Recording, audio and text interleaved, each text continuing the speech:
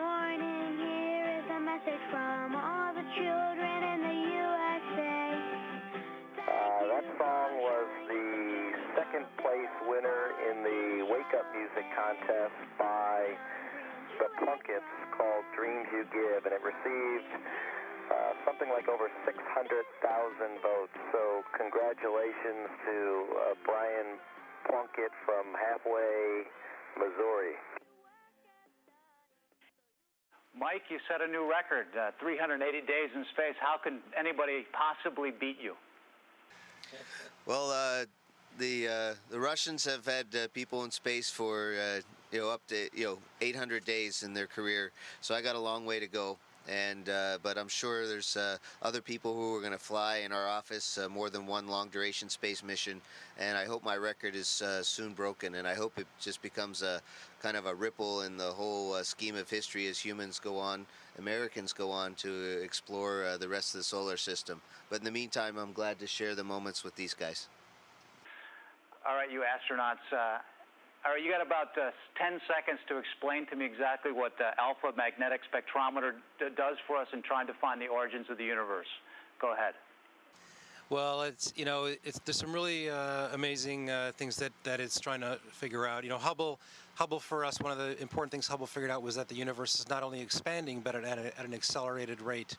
And our understanding of how that could be with mass, when mass attracts and should be pulling things back together, we clearly don't understand the mass that's out there, and about 4% of the mass is the matter that we understand, and then there's other kinds of matter that we're trying to figure out, and one of those we call dark matter because physicists don't really understand what it is, and this is understanding what the universe is, the universe we live in, how it all got here, how it was formed. These are fundamental questions, and this is what AMS is going to be trying to understand for us. My first of 4 space flights was as Endeavour's pilot on STS-134 in December 2001. Our mission is returning from the International Space Station after Endeavour's 12th visit to the orbiting laboratory. There, people from many nations have served continuously in successive crews since November of 2000, teaching and learning from one another about interactions and about how best to do things in this harsh environment.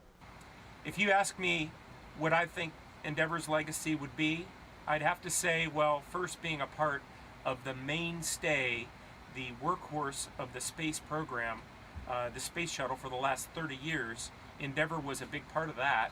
But also Endeavour had the unique distinction of bringing up the very first piece of the International Space Station, and then by installing the orbiter boom system on top for use for the station's arm to extend its robotic arm, the Endeavour brought up the last piece of the space station as well. So I think Endeavour's legacy would be that she was a very important part of the assembly of the space station from beginning to end, and also to me personally, because I had my first date on Endeavour and I'm having my last date with Endeavour.